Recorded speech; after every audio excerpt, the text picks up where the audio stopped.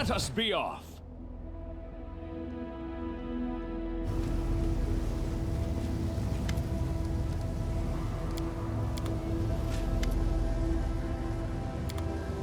Let's move.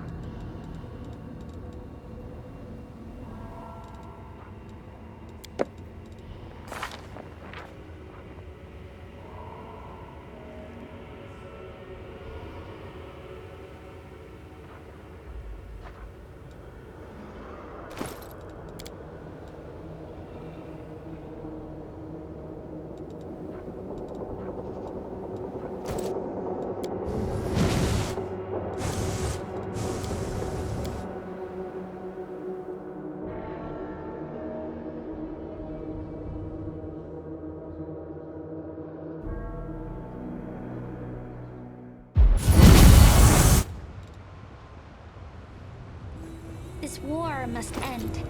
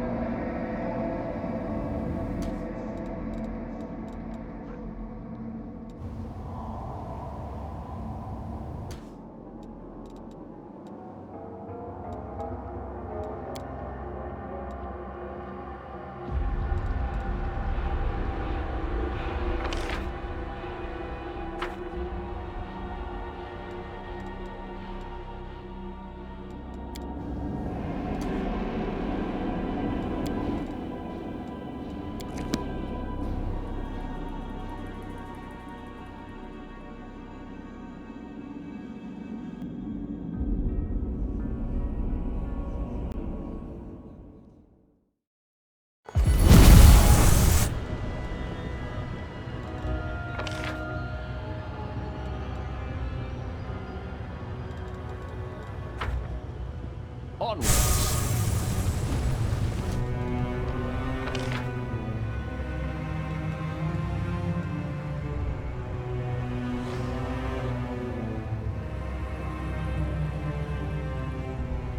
Let me help.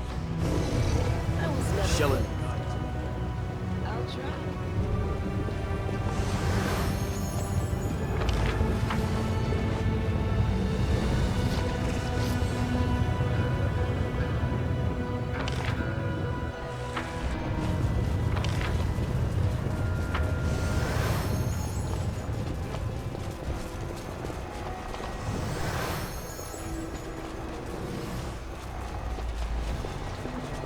Adventures Never await. good at stealth, but I'll try.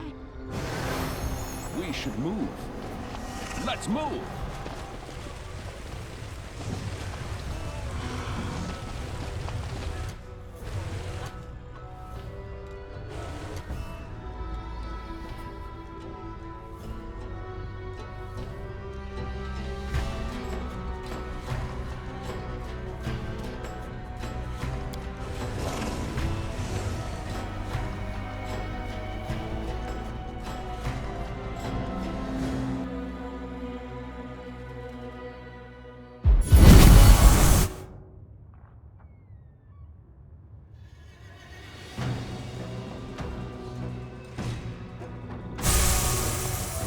I was never good at stealth, but I'll try. Follow me.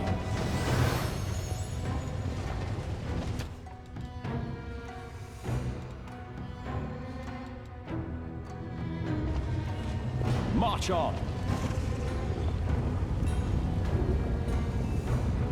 Greetings.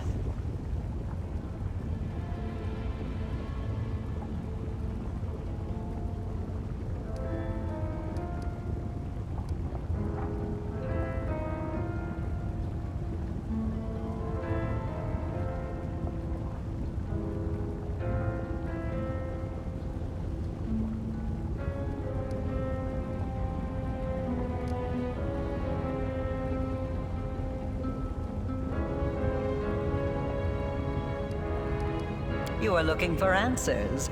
That's good. That is why I am here. I have much to tell you.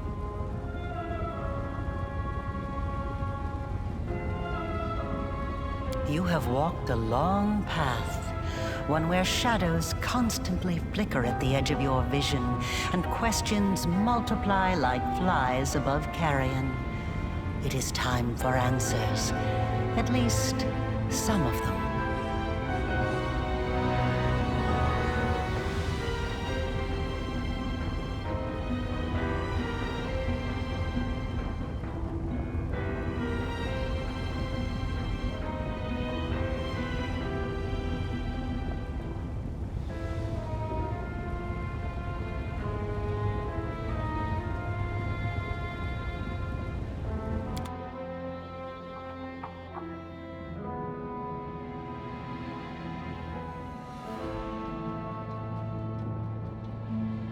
Day 16, Aridus 4715. Experiment, transformation. Subject, let's skip that. Objective, to embed the essence of a Nihindrian crystal in the soul of the subject. Expected result, the essence will coalesce with the subject's soul, which will ready itself for total transformation, triggering the concomitant powers. The time has come to put my plan into action.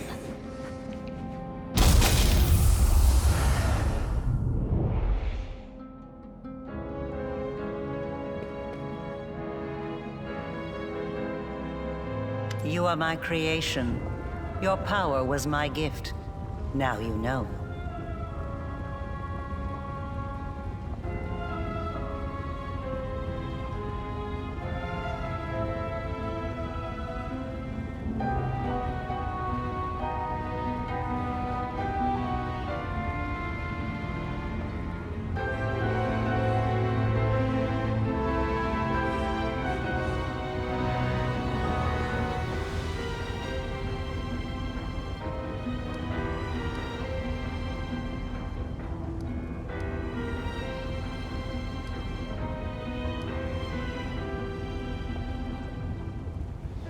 You are asking the right questions, but the time has not yet come.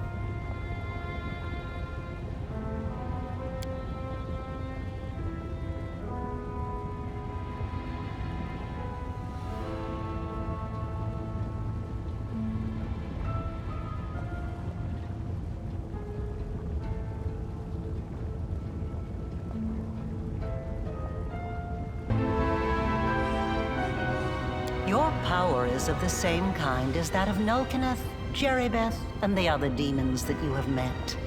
The power of the Nahindrian crystal dissolved into the blood lies within your soul.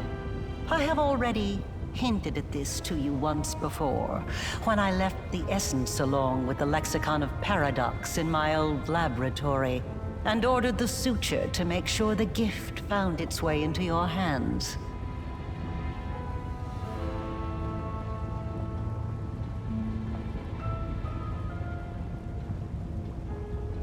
But there is more.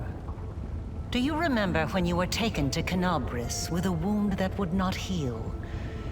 Do you remember how Terendelev apparently healed you? That was merely an illusion. The dragon was only able to temporarily dull the pain. In fact, it was I who saved you, when I came to you in the caves and implanted a crystal within you. No, saved is not the right word. Your wound is still not healed. That is why your wound weeps blood from time to time, every drop of which burns your enemies.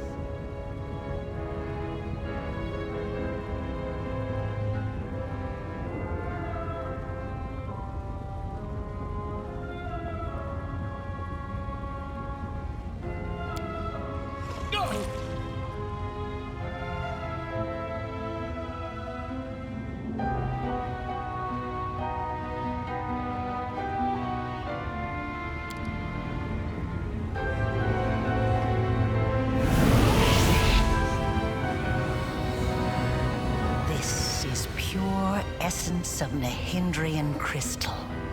My invention is far superior to the crystals used by Xanther, which were barely refined at all.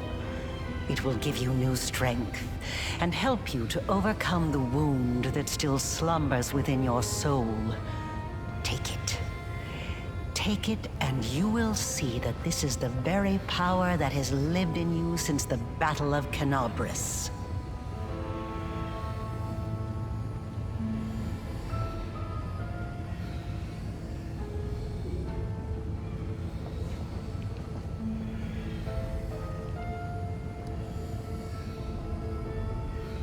Very well, then. Ask your questions and I will answer. It was my mistake.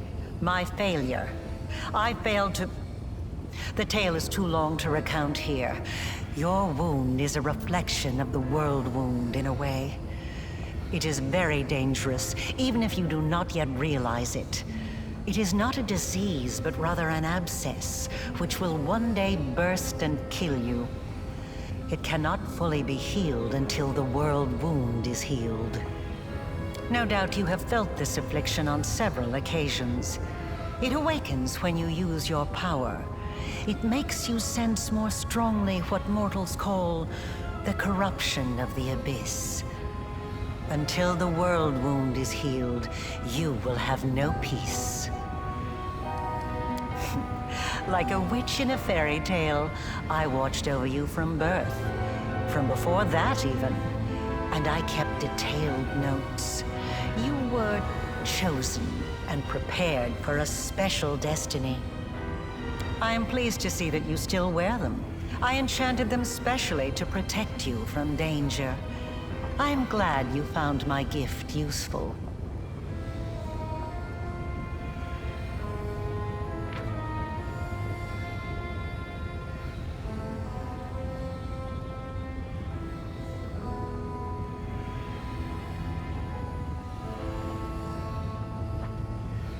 Aside from this, I helped you, even when you were unaware of my presence.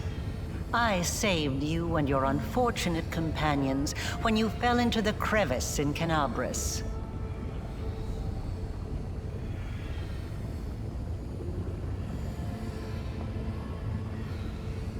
In the Grey Garrison, it was I who distracted Minago to allow you to approach the Wardstone. And in Dresden, I appeared under the guise of Yoniel to guide you toward the Sword of Valor. And I also left you a present in my old laboratory, and told the Suture to see that you received it. I knew that sooner or later you would find your way there. That place exerts a powerful pull.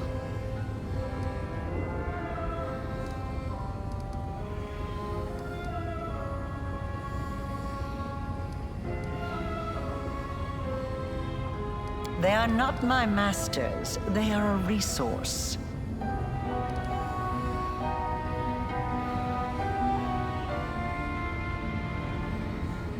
You always have to sacrifice something.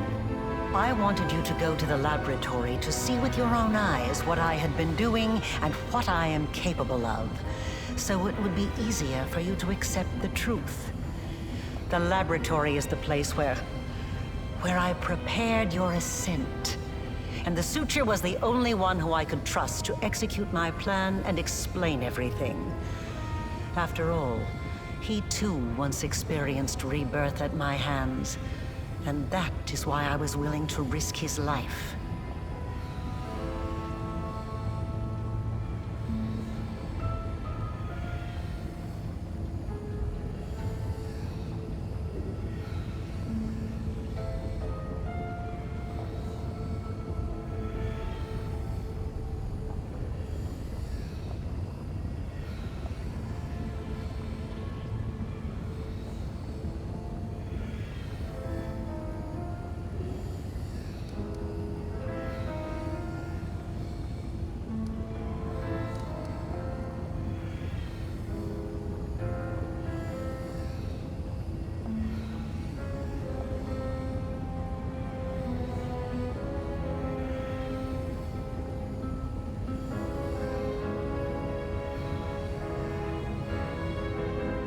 I don't understand why you felt the need to tell me that.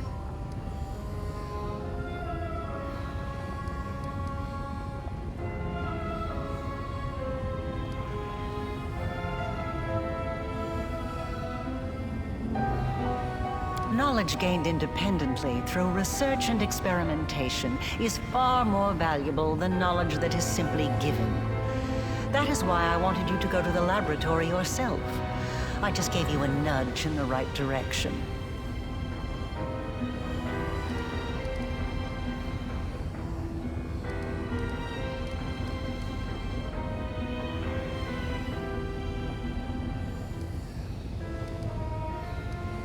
Nihindrian crystals are formed from the solidified blood of demon lords. Their properties are not well known, even among the inhabitants of the Abyss, and there are reasons for this. Acquiring the blood of a dead demon lord is very difficult. After a demon lord dies, their body is instantly absorbed into the Rift of Repose. Only the Lady in Shadow knows how to kill them in a way that allows her to preserve the bodies of her fellow lords and transform them into a solid state. That means that Nihindrian crystals cannot be obtained anywhere other than the Midnight Isles. Or rather, it was impossible until recently, when I managed to experimentally obtain a crystal from the blood of a still living lord. You saw the result. A dagger made from Discare's freshly shed blood, which I left for you in Canabris. As regards the use of the crystals, that is a discussion that would take time, a very long time. Someday I will finish my groundbreaking treatise on the transformation of Nihindrian crystals, although it is unlikely I will ever publish it.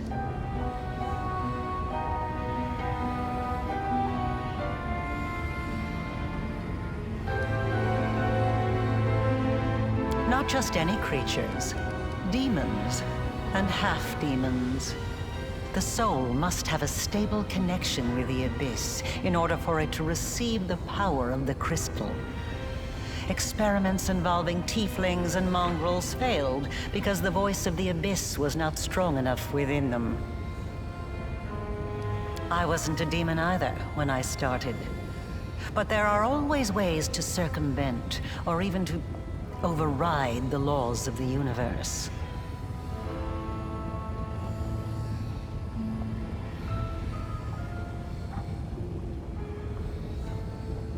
I changed myself by knitting my soul together with the essence of the abyss. And I changed you. Do you remember the fits of rage that began shortly after Discari's attack on Canabras? This is how the second half of your soul manifested itself.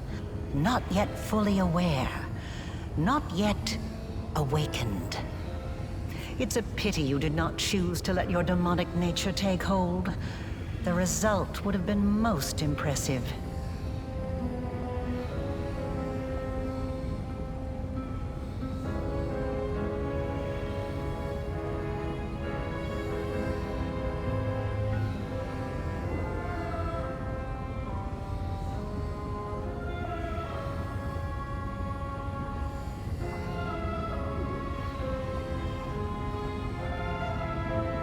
All those arrogant crusaders, those knights with their eyes ablaze, those pious priests.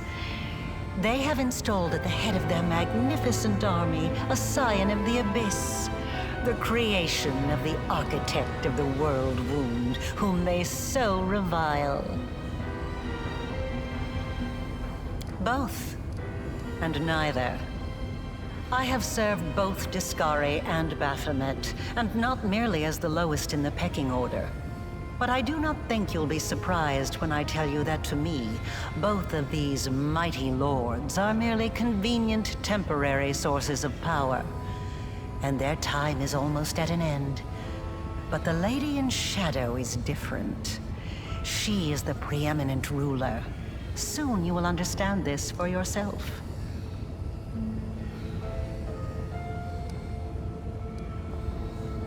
Yes, because I taught Xanther and the other servants of Baphomet and Discari the earliest version of this transformation ritual.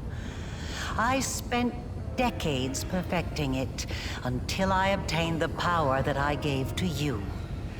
Power in its most purified form, cleansed of the filth and chaos inherent within the original blood of the demon lords. Your power is as pure as thrice distilled water, but it resonates with other powerful sources of supernatural power, such as the Sword of Valor. And your power can change. You must have realized this already. You have shaped my gift into a form that you yourself have chosen.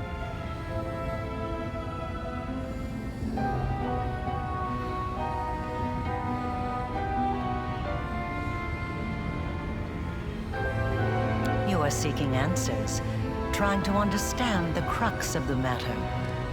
That is good. Patience. Before we continue, I want you to receive your power.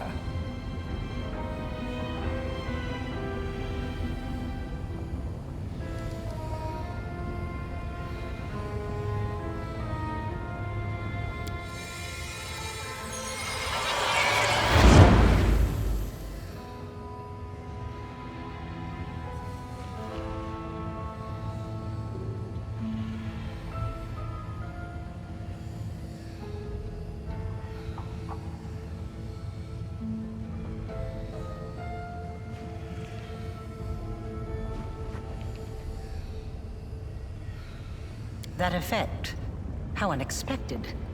It deserves to be studied, but I will see to that later.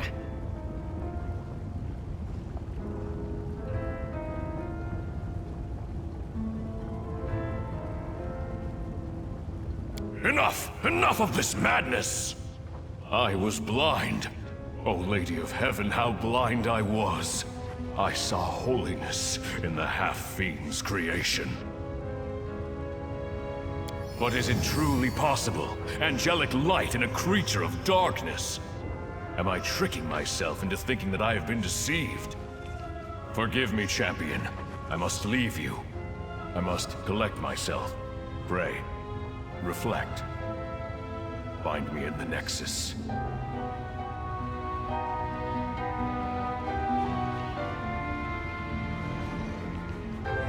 I want to help you close the world wound.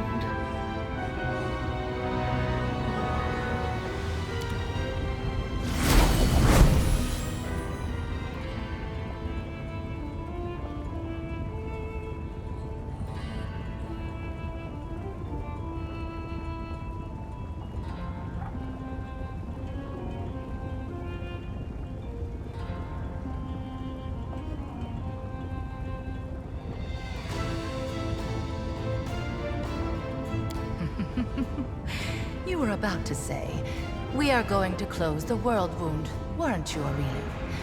I see no reason to continue deceiving this mortal. Now I am convinced that he is quite worthy of serving me. I will even reward him with a modicum of knowledge about the events in which he is about to take part.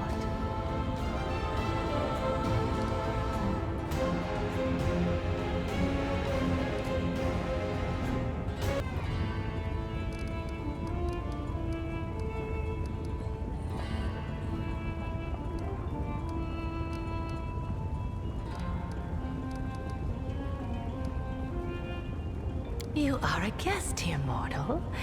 A guest of the Lady in Shadow, the vanquisher of many a demon lord. I am the only one here who is entitled to demand answers. You may ask your questions when I allow you to do so. For now, remember your manners and greet me properly.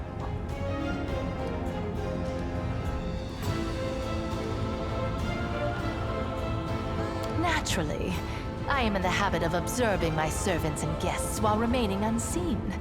Their private thoughts fly most eagerly from their lips when they believe themselves to be unwatched. And secrets exchanged in whispers are often invaluable.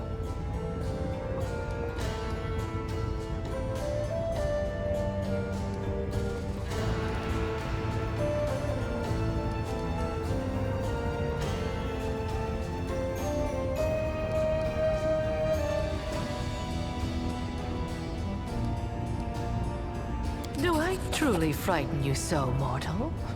That you must reach for your weapon? Don't be afraid. I won't hurt you.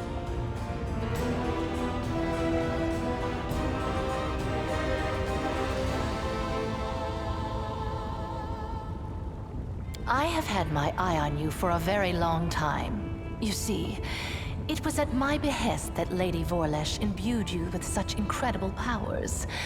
But I was curious to see your worth as an individual, not as Lady Vorlesh's creation. Thus, I decided to postpone our meeting and see how you'd fare in Alушинирра, and whether or not you could win respect and power among those not so easily impressed by outstanding magical abilities. Well, you've passed my test adequately by proving that your character and your will are stronger than the Nehindrian powers Lady Vorlesh has vested in you. You are wise, my lady. However, only those who have never known or forgotten what it is like to be mortal can so easily dismiss the importance of power. To be someone whose life is fragile and can be cut short at any moment, like a candle snuffed out by a gust of wind.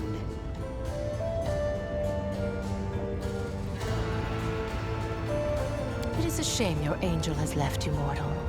I would have liked to talk to him. I don't expect I will get another chance, as that celestial buffoon's days are numbered.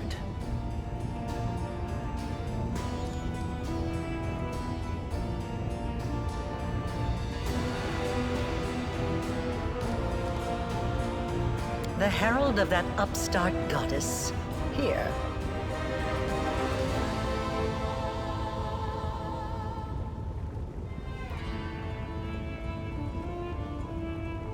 Yes, although his defenses were quite intricate, a commendable precaution on his part, as word of the hand of the inheritor descending once more into the abyss reached the echo of Discari almost immediately. Mind you, vindictiveness and guile have always been among his best qualities.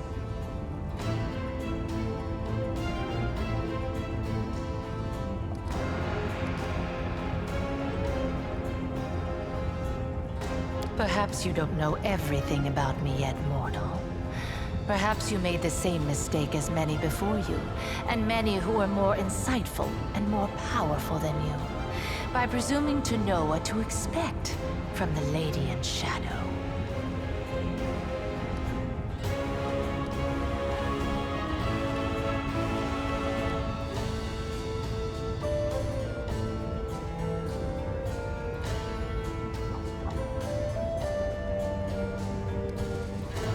He is a strange creature, a bespoke creation, so to speak. Long before the world wound was opened, Discari, that little cricket, was seeking a way to have some fun on Galarian and assert his influence there. One day, he decided to gather a few strong mortal followers, fuse them together into one being, and pump that being full of his own power, in the belief that something worthwhile would come of it. That is how the Echo came to be.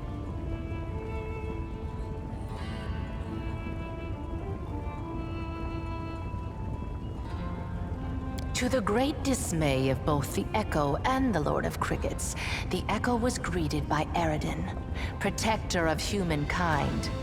Eredin gave the Echo such a thorough thrashing, the whole abyss thought him dead. And yet he was not. Cricket, the younger, is alive and well, though I cannot say the same for Eredin. But the Echo remembers his humiliation still. He hates anything and everything related to Eredin, especially his inheritor, Iomedae. Her heralds, her priests, her temples. He would hate Iomedae's pet pug, if she had one.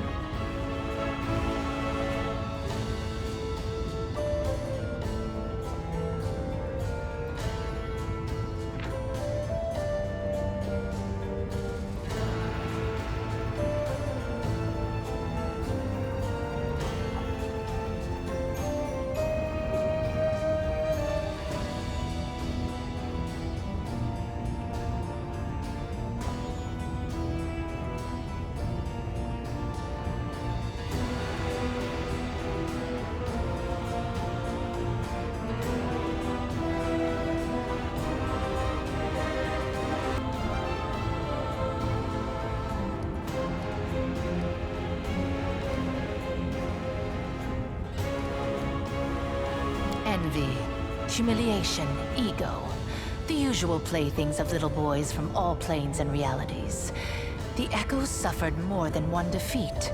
First at Eredin's hand, then under the onslaught of the forces of heaven. Those routes taught him to attack his enemies by stealth, boldly and often, killing and crippling anyone close to the light-bringing goddess.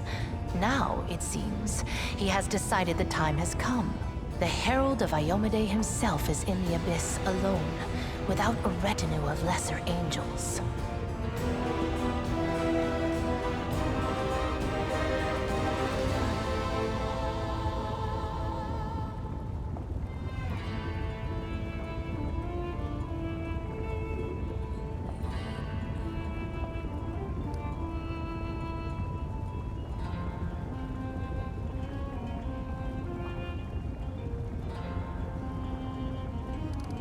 He's an interesting little bird, that angel. Before he became the Herald of Iomedae, he served Regathiel, the General of Vengeance. I've always found the fate of that Imperial Lord to be quite fascinating. Did you know that the father of the Upper Plains' top military leader was a devil from hell? Regathiel had to achieve many feats to redeem his unholy legacy in the eyes of the other Imperial Lords. But he did. A remarkable tale, is it not?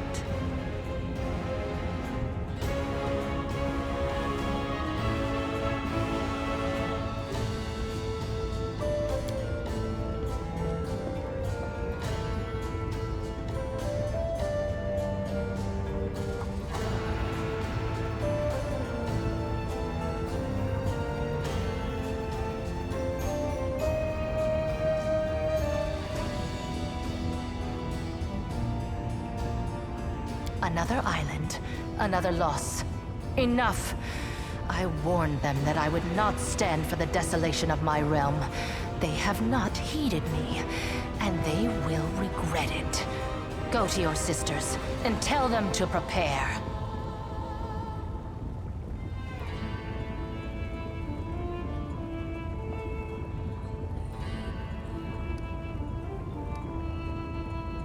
Yes, you've already met Laulia, my talented assistant. I've heard she was very convincing at acting out her tragic death in the minds of the Nexus. As you can see, I've been watching you since your very first moments in the Abyss, and even a little earlier. I value servants such as Laulia. She stayed in character, even when you had decided to finish her off. Your merciful decision has left a lovely scar on her beautiful body.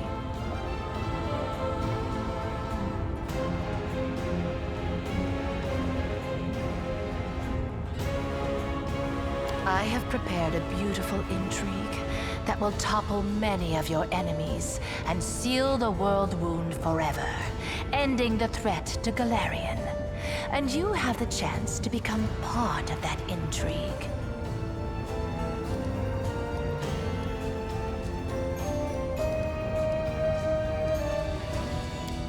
Ember. So that's her then? Well, approach. I have heard you bleating your pathetic prayers at me.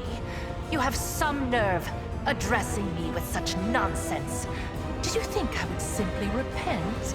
Renounce my status as a demon lord? Do you have any idea what I had to do to acquire it? Wait, what is this?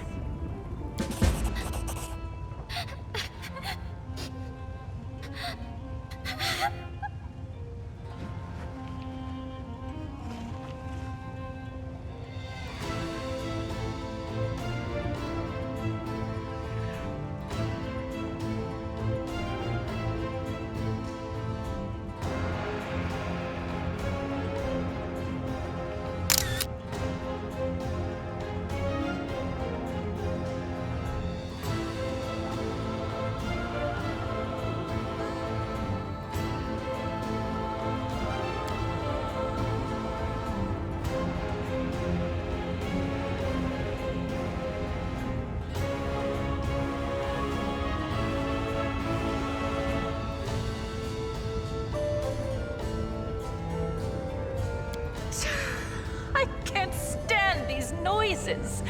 Do you think you're the first to try to move me with a display of tears? It only makes me angry. If you wish to speak, then wipe your nose and speak clearly.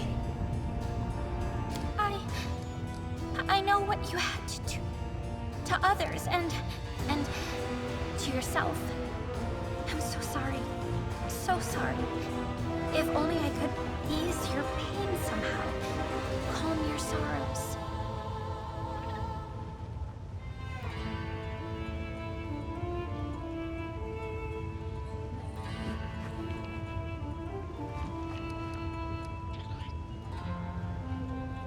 I don't know what nature is and don't care a whit about cosmic good and evil.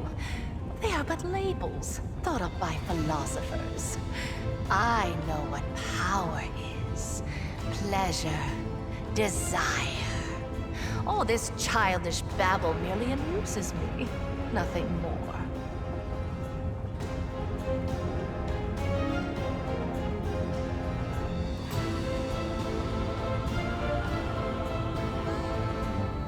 So, where were we?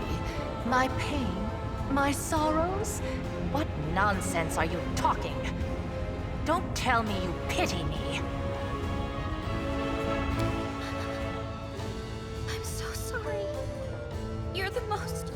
Miserable soul I've ever seen.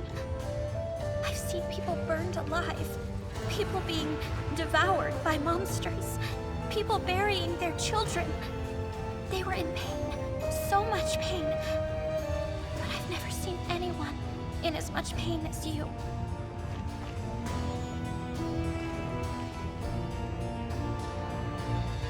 What is this sacred drivel?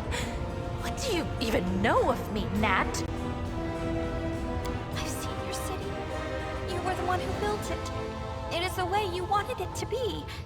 It holds all of your dreams, all of your heart, and everyone in this city is suffering. Everywhere, all the time, every minute. All who live here are hurting and scared. If these are its citizens, how miserable must its ruler feel?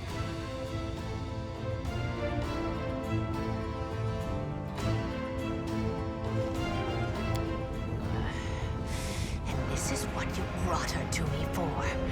You think this infantile sniveling is worthy of my attention?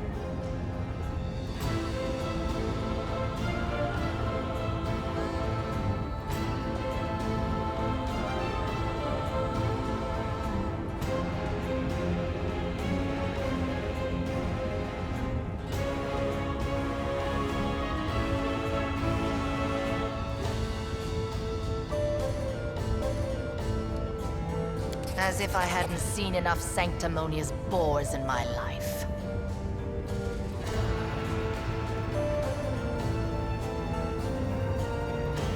So, what do you suggest I do, preacher? Beg the good gods' forgiveness? Devote myself to serving a sword-swinging upstart, perchance? Or that old crone, the moon? No. Gods can't help anyone. They're just like us mortals. Silly, frightened, clueless. You're almost goddess yourself. You know better than anyone that no one can save you. No one except you.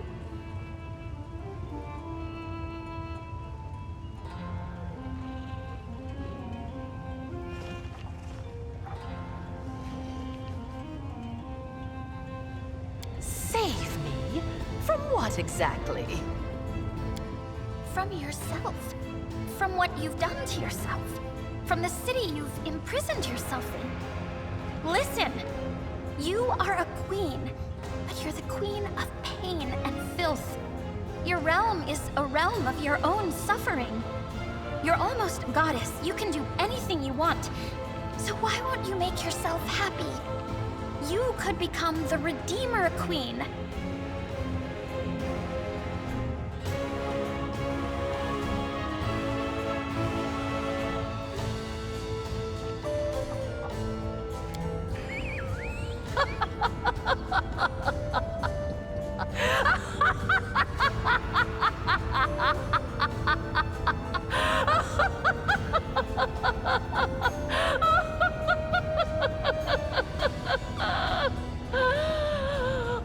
The Redeemer Queen! That's new.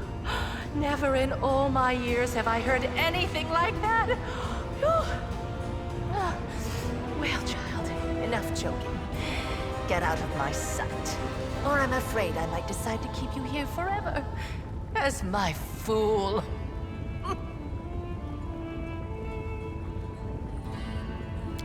Do you think she took my words to heart?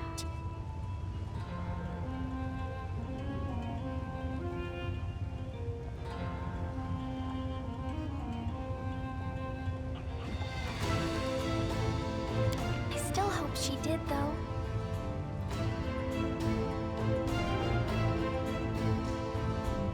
I told you to get out! I don't want to hear your squeaky voice again!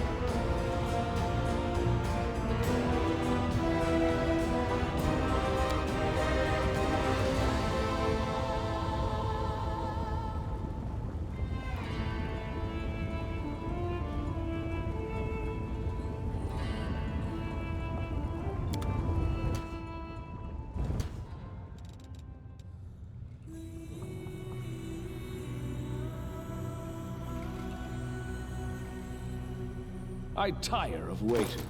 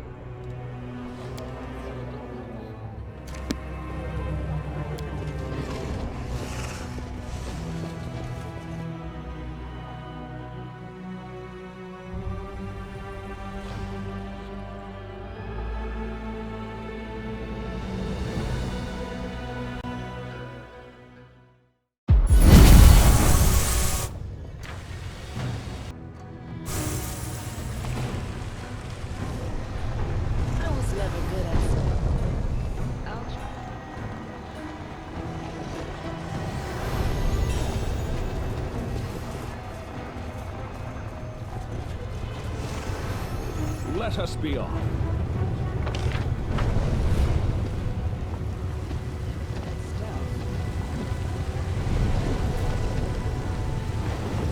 I was never good at stealth, try.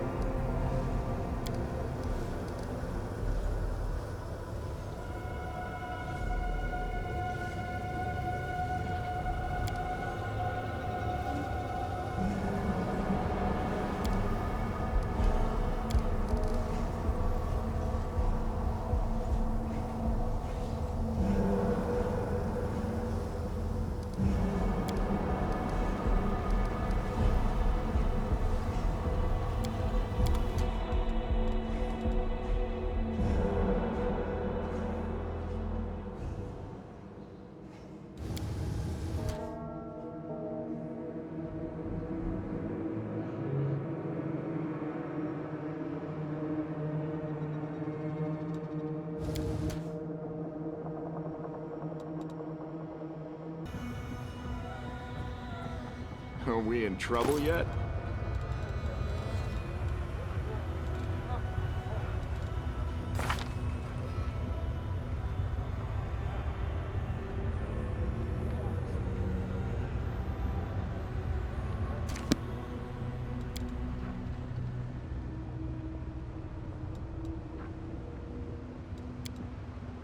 I tire of waiting.